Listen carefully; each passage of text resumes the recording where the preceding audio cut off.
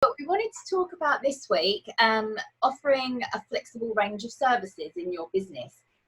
And the reason why we thought it might be a good idea is that at the moment everyone's been talking about pivoting, and you might have seen some good success from that. And I bet you a lot of business owners, because they've been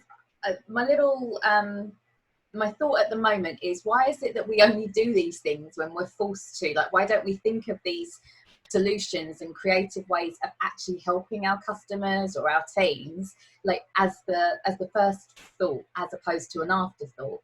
And so what we've done is we've looked at, right, what is it the customer needs, and then a lot of businesses have pivoted their services. But actually it might be a one offer right now. But Karen and I, we've always looked at flexibility of services. We both came from sort of an agency structure, or a structure where we didn't quite agree with just sell. And I know, Karen, you and I have always got on because we've been really intuitive about listening to the customer or the client, listening to actually what they want rather than what we think we can sell, and actually trying to work a solution around that so that they're happy at the end of it. Because there's no point, is there? You know, at the end of the day, if the customer isn't happy, or the client isn't happy, or they can't see success or results, then, you know, their success is our success. So, yeah. And I think, a key part of when I'm working with people is they want to kind of have some input and put their own stamp on it.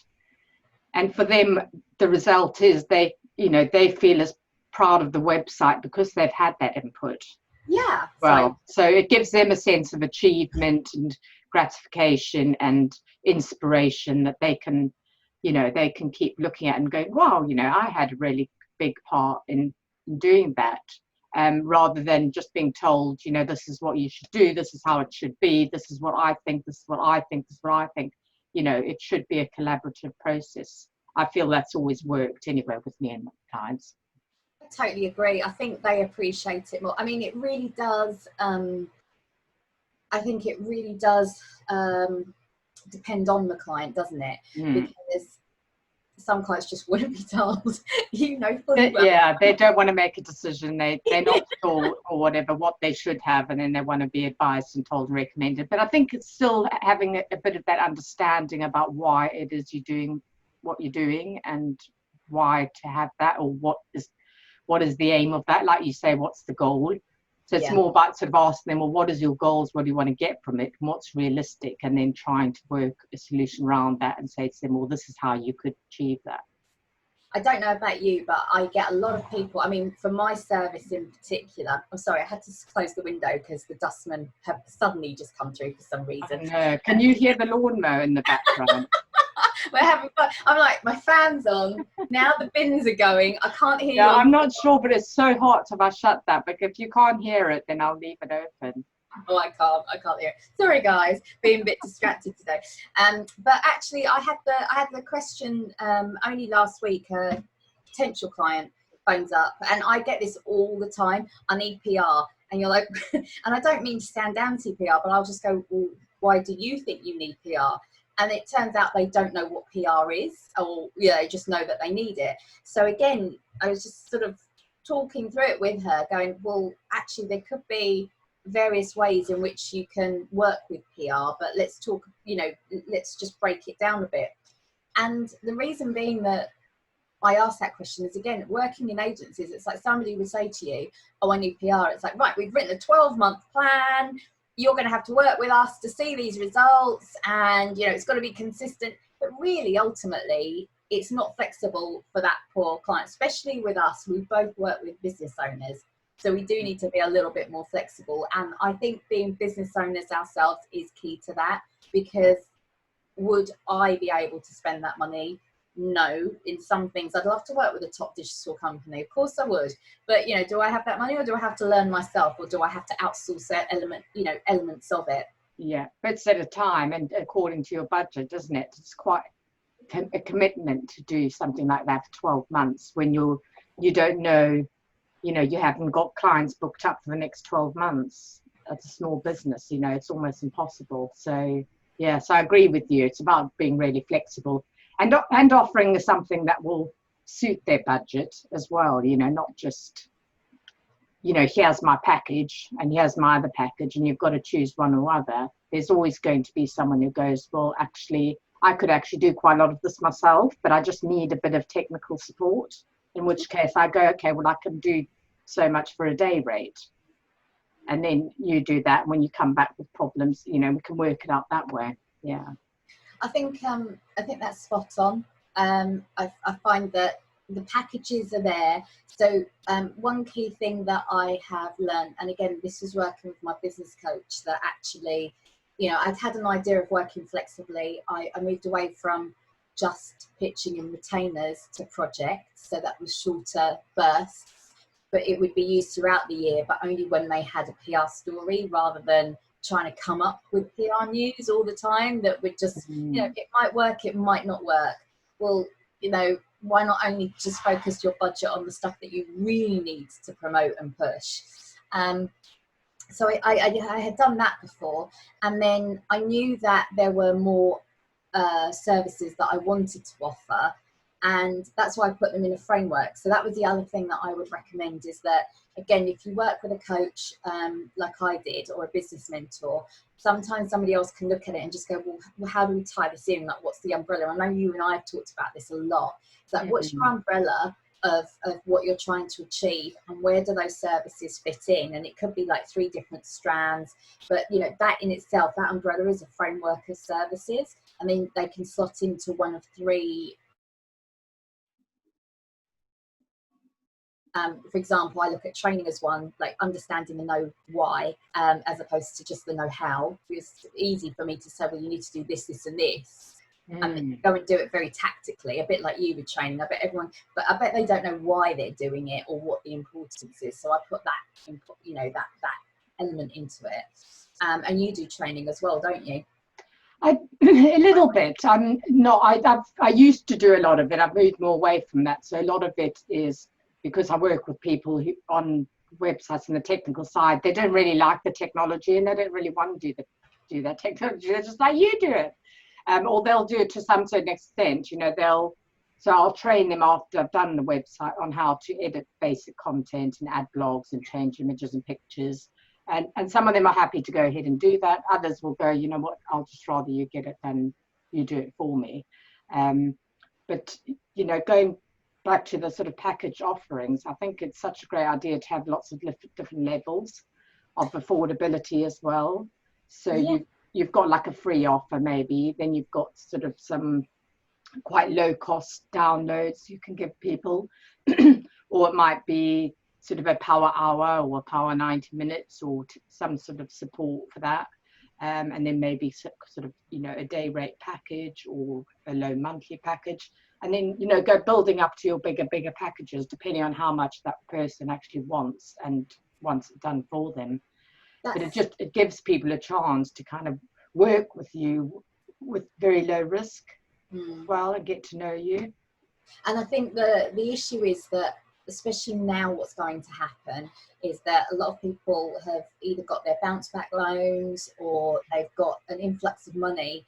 And I think the danger is that they're going to just hire someone to go do that work for them. And I actually think it would be far more beneficial that you learn how to do something, so you've got a bit more of a long-term skill with that cost or that investment, so that you can do certain things yourself. Because once a project's over with that maybe more expensive company, it's over. Like, you won't be able to go back to them unless you pay for their time or their expertise. Whereas if you're working with someone that can help you understand it, learn it, and work with you, I think that's a far more important investment. I saw that on a LinkedIn post, funnily enough, and I was reading, and I thought that's so true. You know, you're going to spend it on a very expensive marketer or maybe website, but whereas if you've got somebody that gives you that approach and maybe a more flexible service to go, well, what do you actually need me to do and what can you do? I think that's much more flexible, cost effective, and it builds a better working relationship because you're working together.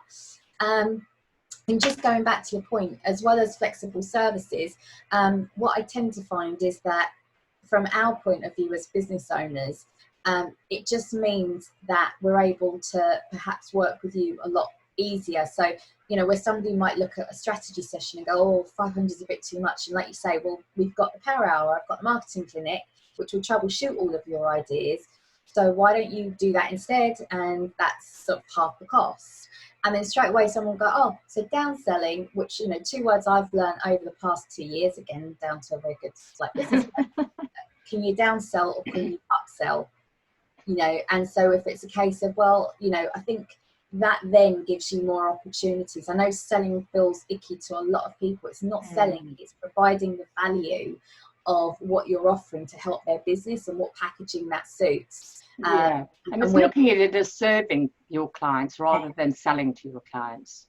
Totally. I feel so much happier talking about the packages and the flexible way of working with people than I ever did than when I started, because I just know, well, I can help you. I can do it in a way that is going to help your budget, not that, it's going to you're only going to get something positive out of it, really, if only to learn something, or for me to go, actually, when I've been troubleshooting your business idea, I can introduce you to someone. And I think because you and I have always been that collaborative approach, it's working with those types of businesses that are very much, well, if I can't help you, hands up, I'll let you know. I'll put you in touch with someone that I know might be able to help or offer you some recommendations. And I think that's really key, is that, if you're looking at somebody that offers those flexibility of services, it means that they're gonna, it comes from a place of serving. Yeah, and they've got your best interests at heart. Excuse me. And I think as well, flexibility in payment options we were talking about before we got on the show, isn't it? And sometimes people they've got that lump sum and they can just pay something up front. And other people go, well, I can only, is there a way of spreading this out over 3 payments or maybe 6 monthly payments and stuff like that? So again, being flexible and offering people that, I think, is quite key, because it is tough times at the moment, and it's not going away anytime soon, unfortunately, I don't think. So I think it's just about being flexibility, I think, is really important. And that goes back to my first point as to why does it always have to happen that when it's a so yeah, there you go, I'm making a point that I'm throwing my pencil down. No, throwing your toys out the pram. Yeah. But it's so true. I've worked with services companies, like for PRs. So it might be media databases, or it might be media databases for one. I'm going to use you as an example, but it's usually a quarterly invoice. And for small companies like myself, I've chosen not to be big too soon. I really like the way that I'm working, so I don't want to be a big agency. Therefore, I don't have the budget of a big agency, nor the clients. And especially, there are a lot of PR freelancers out there, and they're going to be a hell of a lot more. And now it's taken for these subscription services to say, well, can we offer you monthly direct debit payments? Yes, that's what I've been asking for the entire time. I've been asking for switchable, switch on, switch off services, so that I'll be more inclined to use you again and again. Like, wouldn't you rather have me over a year, like for 6 months, than not at all, because I've used somebody else? Or at least, taken monthly direct debits, and I'm more inclined to recommend you. I don't understand why it's taken now for people to go, I must really think about the customer here and what their barriers are. It's just ridiculous. Yeah. And I think, I've with a lot of people as well that I know have really struggled during COVID, or they've literally just lost the income completely. I have put the offer there to sort of say, can I help you? Do you want to put your payments on pause for a little while and pick it up later? And and that's just helped other people out. So yeah. And I have seen a few people doing that, and I think it's a great idea, because otherwise they might just, as you say, they could go and find it somewhere else. And you want to be helping them out too. So yeah, absolutely. So I don't know if that hopefully that's helped. Might make you think about, well, actually, what are the flexible ways that you can help your customers and products and services. Like Karen says, it goes from freebies to smaller product offers. And it also means that if they're going to waste your time, you can point them to the direction of the freebies to get to learn to work with you better. That's the other thing.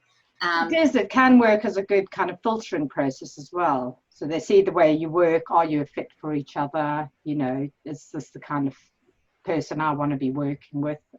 Yeah, I think that was a really great way of doing it. And just on another last point, by diversifying that as well, we've learned during COVID, if you've got all your eggs in one basket, people have really struggled. So by having these different levels, and I know I've still got to work on mine, so I've got to practice what I preach. You know, I've got a few different levels, but they're not very obvious on my website, you know, and I do the half day rates and day rates and things, but I need to be a bit more, you know, put them up in more structured ways. So that's my call to action. Oh, right, writing that down as a part of a whopping accountability. Oh, okay. Well, you've said it now, it's got to happen. It's out there now, yeah. Excellent. Yeah, it's on the live, you can't. It is, it's in the planning, I promise. Yeah. Anyone watching the show, leave it live later, just we'll have to ask Karen how she's doing with that. I'll be on your case. On my case. To help, yeah.